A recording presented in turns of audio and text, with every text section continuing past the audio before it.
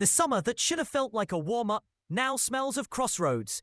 Real Madrid, a club that builds mythologies and reinvents eras, stands at a fork where the label on the next path will define not just a season, but an identity.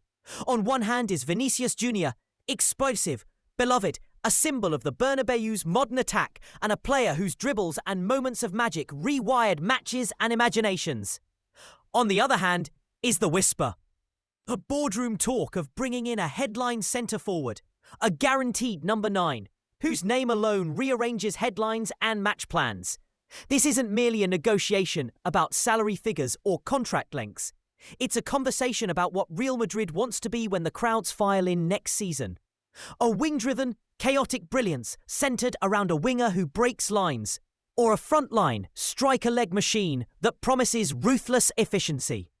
The choice matters, because football isn't only measured on score sheets. It's performance, language, cultural signalling, and a blueprint for recruitment for years to come.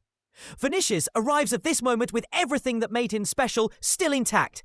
Speed that splits defences, an inventiveness in tight spaces, and a bond with supporters that no spreadsheet can quantify. Yet alongside those strengths are the cracks that critics point to. Inconsistency in finishing, moments where tactical discipline is sacrificed for solo attempts, and a recent haze of form that has turned contract talks into a test rather than a celebration. He is at his peak age for evolution, still only in his mid-20s, and the story here is not simply whether he can hold his place, but whether he can grow into the more complete player the club expects. Xabi Alonso's arrival as coach shifted the internal calculus already. A manager with his vision brings new patterns, new pressing triggers, and different demands on white players. A winger now must not only threaten in transition, but also fit into positional rotations, defend in coordinated blocks, and deliver consistent output that ties directly into the striker's movement. If Real Madrid elects to add a marquee number 9, Alonso's system could become more balanced, but also more rigid. The striker will demand service. Movement will become more structured, and Vinicius would be asked to adapt. Less roaming, more precision, smarter decision-making. That tactical rewire might make the team statistically superior on paper, but it will cost something intangible. The improvisational flair that made the Bernabeu roar. A marquee striker changes dressing room dynamics too. New arrivals carry confidence and expectation. They create pressure as naturally as the media breeds breathless headlines.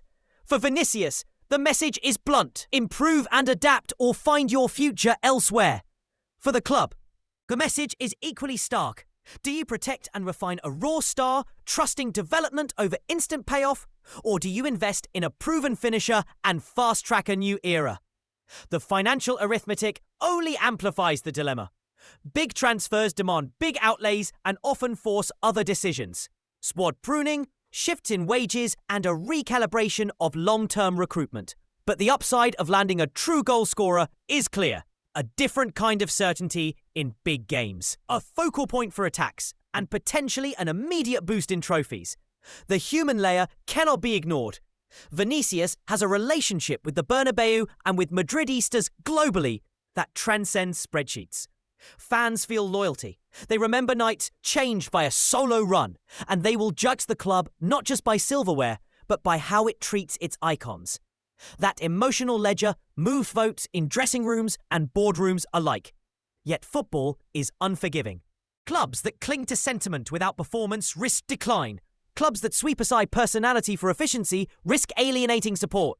Real Madrid has survived both impulses before, and each path has produced triumphs and crises. This season, every run, every assist, and every missed chance will be read as evidence of a player's resolve, of a coach's plan, and of a club's philosophy.